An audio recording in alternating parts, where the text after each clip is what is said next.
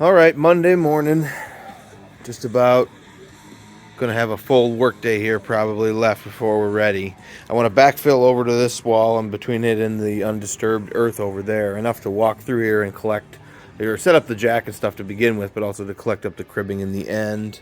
I got to cut the tops out of all these window holes that have to clear a lifting beam that sticks into their airspace. Here on the front, these two beams are going out that way. And so I don't actually have to cut the tops out of those two front windows. And the beam pockets that we left at the front here and through into there to get across and into the pocket on the firewall with that new steel, they're also plenty tall enough so we don't have to cut the plate out of the top of that. However, I do have to do it all the way down the side here and across the back. I got to cut the tops off of all the anchor bolts that are sticking up too tall so that they don't interrupt when we come back down. I want to do a cursory, actually I could do it while I'm standing right here. I wanted to check, like at the end of the last video, I mentioned that this additional 3/4 inch tongue and groove board that was all real bad right here, probably because the confluence of fuckery that's happening here in the gutter is practically a garden. Raining water down on here as it boils over and goes flying over the grass and shit in there, and just beats the earth over here and splatters all over and up underneath the siding, which is to protect you from water coming downward. But the splatter water drills its way up along right in this region and gets started on, thankfully, some weirdly additional thickness. Perhaps they built up the foundation for this addition and like capped it with a 3/4 inch board to try and give it like a flat top, and then put the sill plate, which is a heavier, more of a plank, on it. Put the board on top of the masonry, and then started with the plank and made it coplanar. Or had some discrepancy there where they didn't just put a sill plate right on their new foundation. Anyway, it can go away. For a second there, I thought it was here, and it was actually planar with the rest of the house. This is the original construction. But I see it's rotten, so anyway, it can be cut. And when I say can, I mean I have to do it now today too, instead of just leaving it in the event that it was whatever its bottom surface was. Hey, morning Ed, was the actual planar surface, and I was going to keep it there. But I still want to poke around in here and scrape along and make sure there's no weird like fasteners here and there. I have seen like a nail or something that's going to mess with us, and it could, it's not the end of the world, but you end up with a very slowly pressed, funky spot that you can't easily operate on because it's under so much pressure. To go in there and cut, it'll jump down and pinch your blade. And so anything like that, I want to just do it now. Again, well, it's the easy time rather than fight it later. And Sean's stuff is here already. You may have noticed he's going to be back tomorrow to help us with that. I've got to pack over or flatten all the little tabs that I can, or try to break them off. He says they'll break right off, but all the waterproofers did was tip them over, and that must be because it's not all that easy to break them off. But our chimney base is drying down there. I'll just have to see how much headway I can make with that. I'm glad of that. Might want some more time on that grout. But, I know Sean growing up, when they did my parents' house, they did a block basement, not a poured concrete basement. And Sean and his dad and stuff did the block and promptly set the house back down on it, most likely. I'm sure they didn't wait a month, which is like the full cure time of the mortar here. So somewhere between there and what was this, Saturday? So Sunday, Monday, done mid-Saturday. So mid-Tuesday will be 72 hours, which is better than nothing. Got the clean out in there, and the door has been set aside because it's not necessary right now. And this is all pinned into the wall with rebar and number 5 bar up through all the cavities with filled solid. I don't know, exactly like that brick, it's hard because of the sun, sorry, but that brick at the front and here seems to have sat down just a little bit. Whoa. It's not an entirely perfectly planar, like there's that donger there, hanging down. And so, this location, the planes here and there, these corners, were plumbed down directly from the corners of the chimney up there, which are where? Right there. Or no, out here. Out here. Plumbed directly from there and plumbed directly from over there. So it should sit right down and fit, but How do you make up the negativity? I don't think you can just leave it sit like that. It might cantilever out over some of that negativity, then you can come down here and like slip in a brick and some mortar as part of this pocket filling project. Let's hope that's the case. I'm not a professional chimney sitter downer, so I might sound really stupid to you who do it all the time. But we'll learn when we see it for the first time. That'll be cool. I got a little bit more gasket here and a couple missing plates on either side of the entryway, and so I'll use it up there. And that leaves me like 2 or 3. I don't know where my math went wrong here. I thought the place was 40 by 42, which is essentially 4 rolls 50 feet long each, and you end up with over 30 feet left, which I thought would get you around the garage. So still would think it'd take 4 rolls. I got 5, I think, and used 3. There you are, you sneaky devil. All right, about to get back to working here, and I'm doing a little time lapse of that, and then we'll watch this thing come down.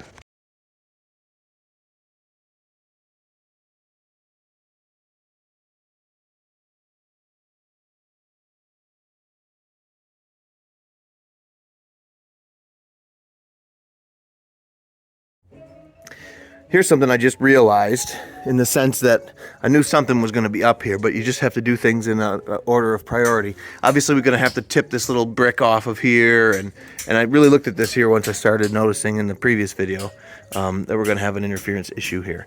Right to start with, the easiest thing to do is going to be, to get up to this level, which is where you got to be right from the sill plate above to the level of the brick once you knock the mortar and shit off of it, essentially. Best case scenario. That's however uneven that may still be a little bit. But you got to get these surfaces, all 6 of them have got to be up at this level. And unfortunately, the way the blocks and stuff stacked up, I didn't outline this project with the mason ultra specifically, but basically this needed to be at the same height here. And so we got this done in a hurry, and it's going to be good enough. So I'm going to mark that line on there and actually haul the gas saw up and try to cut that off of there with water from the neighbor and stuff. Try to get that cut off flush. And then I'm going to plate through here with 1 full stick, so I'm going to cut this board back here. Same on the other side, and then add a piece to the tops of those both, those center pieces. And then when we block those shut again, well, I'll have to add, well, you know what the thing maybe to do is just as I'm doing with these windows. Because when they block those shut, you're going to want to add a piece of wood to the top of it. Or it's going to pull you way off a block layout, because it's left with a complete block ready to add 1, 2, 3, which will be too high again. So they'll have to pre-cut the top one down a little, like I'm about to do in place, and we'll have to add a piece of wood back up in there. So the nice thing to do is going to be to use 1 full stick where it jumps across these openings, cut this back, and add a little piece in the middle here and a little piece in the middle there, which I had originally intended to put a full one going in this direction. But it makes lining things up really difficult across openings and stuff like that. And there's nothing to anchor to on these either. Oof. Oh boy. So it's that piece. Those pieces are just going to sit in there. I guess I have the drill here. I'll go up and I'll hammer drill down in there, and I'll put a big molly or whatever for masonry work in there, or I'll use an anchor bolt that's designed to be installed after the fact rather than cast in. So I'm going to spend the rest of my day probably on top of this chimney, because it's wildly unhandy to work in a hole all the way around. It would make it a lot easier to just be able to walk up and work. But just getting set up to cut these down shorter is going to be some time spent now. I'll get the wood cut back and out of my way. I'll use that much to make these pieces. I'll probably have to get a little bit more here, like 1 more stick. I'm going to have to get whatever I use to install anchor bolts, and the anchor bolts themselves. I'll probably have to get the drill bit and the bolts at the hardware store, along with another piece of wood. So there's a fair amount of fucking around here.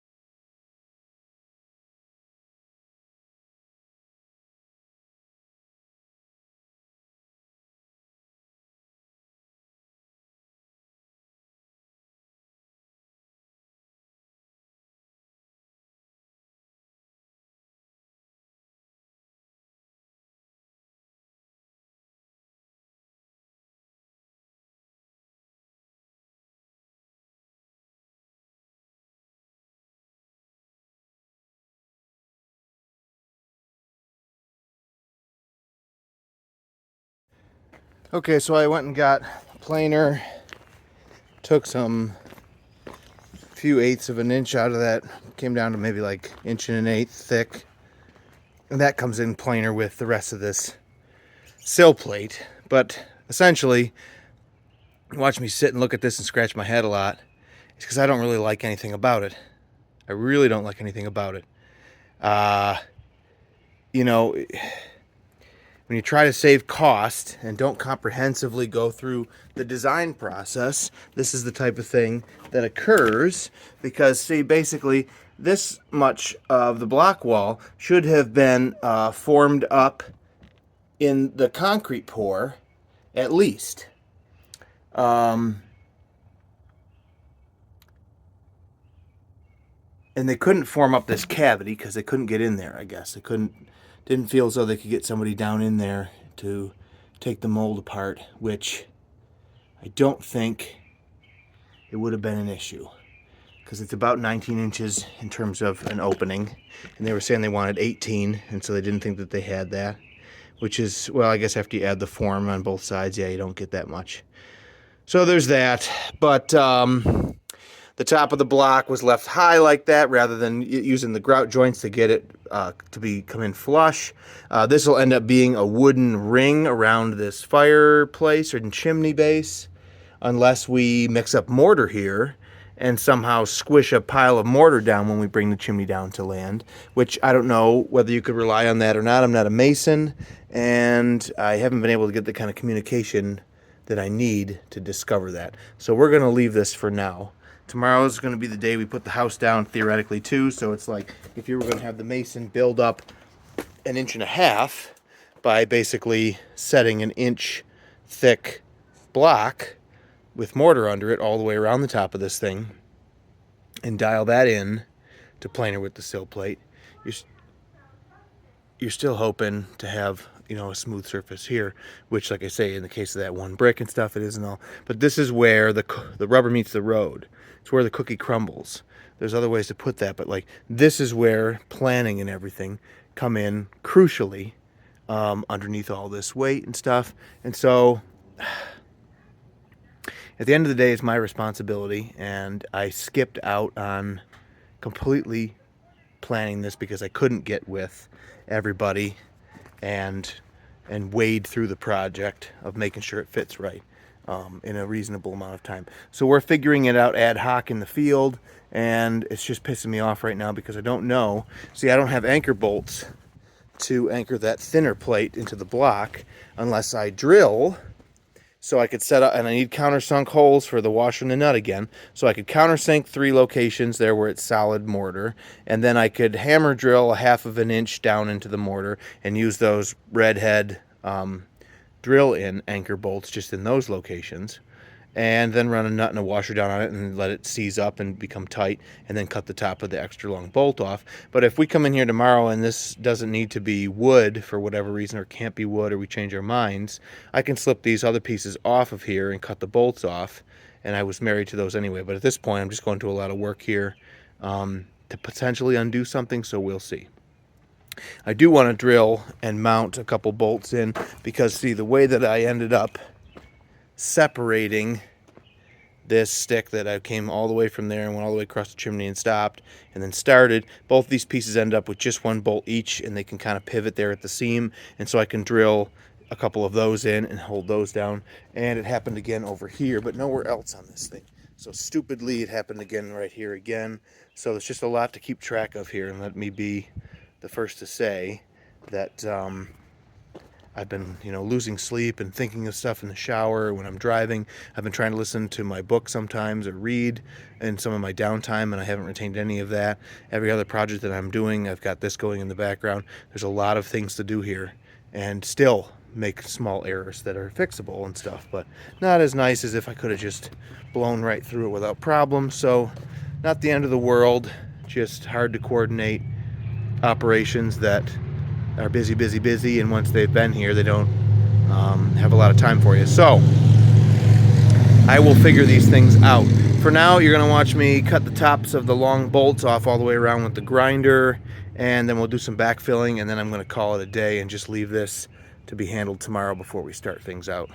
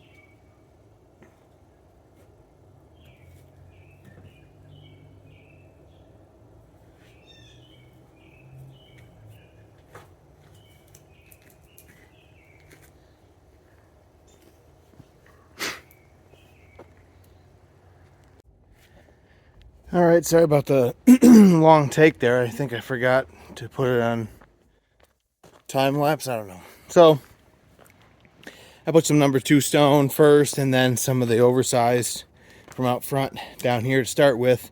This is the closest that I can get with my machine. I didn't want to go all the way down there with a bucket full of stone and try to turn and dump it there. It's just a mess maker. So I'll see if I can't have Sean do that much for me. I pulled the 3/4 inch board and left, you know, I could see the fresh end there. I left the pieces that are blocked, pulled the rest of it down, so it ought to sit right down on the original sill plate now. Cut the tops out of all the window holes, cut the tops out of those fronter, more the pockets in the, I'm shot guys, the pockets in the front of the chimney, I cut those out. That piece is just lying there because, again, I'll drill and mount it down if that's what we're going to do. Otherwise, popping the nuts and washers off and cutting those bolts off tomorrow just to put some mortar on there. Maybe that'll be what we do instead. I pulled the ground rod down so this thing can slide by slightly, hopefully. I can smash it down a little bit further with the hammer. Speaking of which, almost all the tabs, except for these ones that were, see, we located the window right on the seam line. And so some of those are behind concrete and stuff. I can just cut them off with a grinder. Or it may not be that big of a deal to rip them out of the edge of the window. Over here, they were only half in there. You can see the little witness. So they popped right out. Some touch up to do there, maybe. Oh, there's some fucking things over there I didn't get to. Well, what are you going to do? I got this backfilled here like you saw, so we can walk right in here. These make adjustments to the cribbing and come back out. There's a couple other spots like I indicated before that I might want to drill and bolt, like right here even. You just could pay more attention to where you start and stop your bores, I guess. But everything worked out okay for the most part. Inside, I'll just show you because it's part of it. Everything seems a little boring to me because I'm here all day every day, but if you haven't seen it here, smashed down and tore off, either flattened or tore off those tabs everywhere I could get to. Over there I don't think it's going to be in our way. The rest of the block and the mortar's here for filling holes with. I'm going to dust off the piers, 2, 3, they're sort of right there. That one's got a big pile of stone on it, so I'll shovel that over. But I'll clear these up in here, flatten them all down. Oh, except for that one. Well, this is what happens if you're not focused. No, we're gonna be okay. It's just a matter of having a few questions left to ask and being shot at the end of the day. Like shoveling this stone's not happening right now. I was lucky to get up and rip that extra board down. There's a weird 2x4 there that I didn't realize until just now. And I don't want him to get, oh no, we're okay. No, there's room. Yeah, there'll be room on top of this. Even if that 2x4 there is in there, it'll be loose in there because there's 2 sill plates. So that's the least of my worries as of right now. Sean's machines are here, and we'll kick things off tomorrow. Probably try and find a faraway vantage point and just time lapse the whole thing, just right back down on the ground. So we'll see how that goes.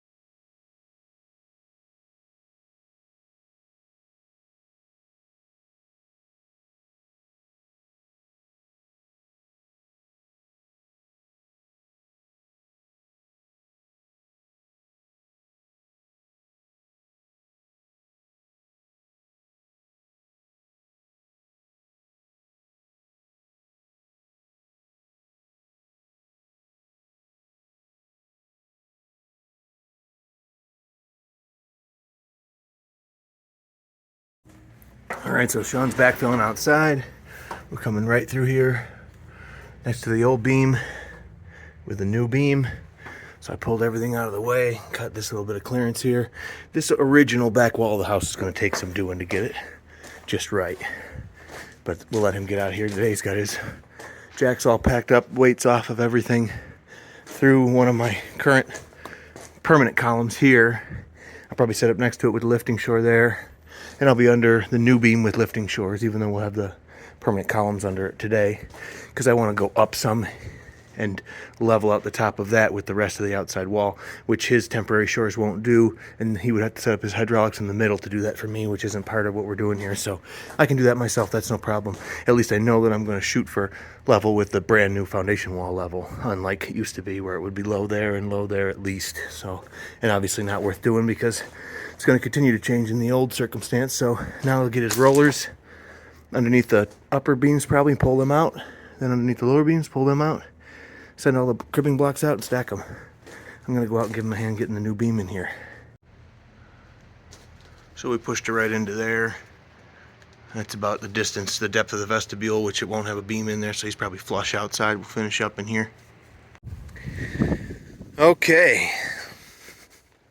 Didn't get a lot of coverage today. It's essentially just undoing what we'd already done. I was in there under duress, not really, but we're on a timeline here. He wants to get out of here and get moving on to the next thing, so it's unhandy to set up and record. And so we just got the major components to today. Steel's left here for him to come and get. Machinery's left here. Did a little more backfilling here to get in there and get his steel beams and stuff out and his cribbing, but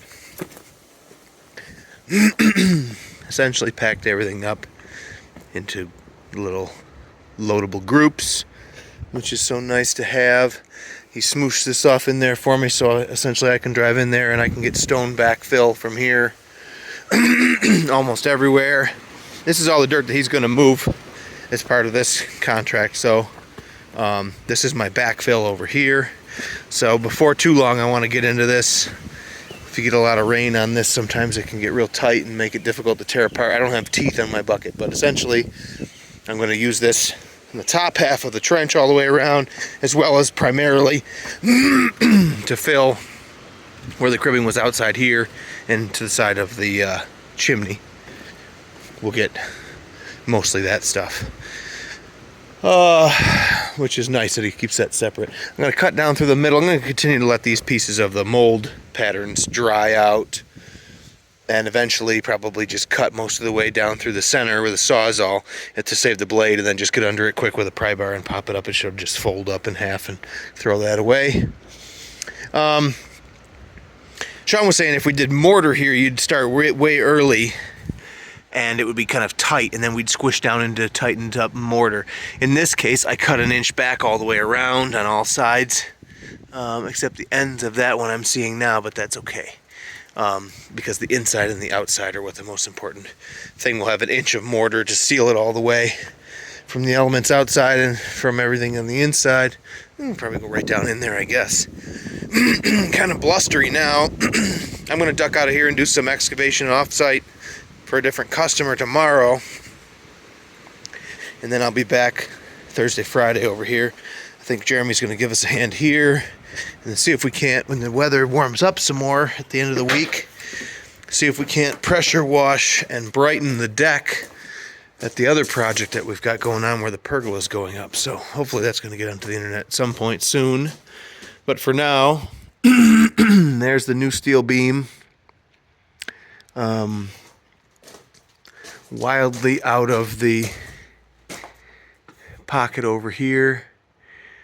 It's just better to have the room that you need than to need more room and not have it without doing some kind of surgery. So we're under it here with 2 layers. Probably end up 2 layers and some over there. There's adjustability here in these. I'm going to get in here with my temporary shores, which is what we use here, and go up and down until this is real nice and level across the top with the top of the foundation all around in here, And so, and then you'll end up finishing that all in and you won't see it at all. And as long as it's flat packed material underneath it over there, you'll be fine over there. I really don't understand why. Oh, because they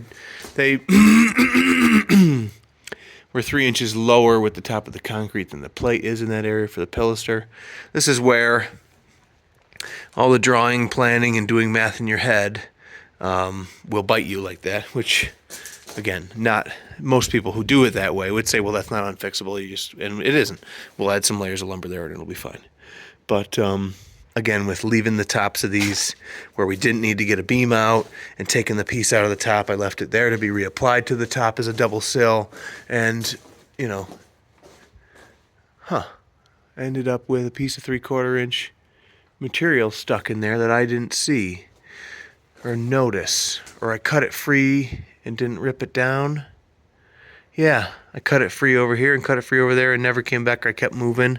So I'll just get underneath that little area with a couple of my shores on the ground, take the weight off quick, smash that out of there. That's not a big deal. In fact, I could put my shorties right in the window. That's what I'll do, is I'll put the short shores in the window and just lift up a little bit, take some weight off there. So, all in all, quite a remarkable thing to accomplish in such a short time, with no major errors or snafus, a few unforeseen things, a few things that I'll know better for next time.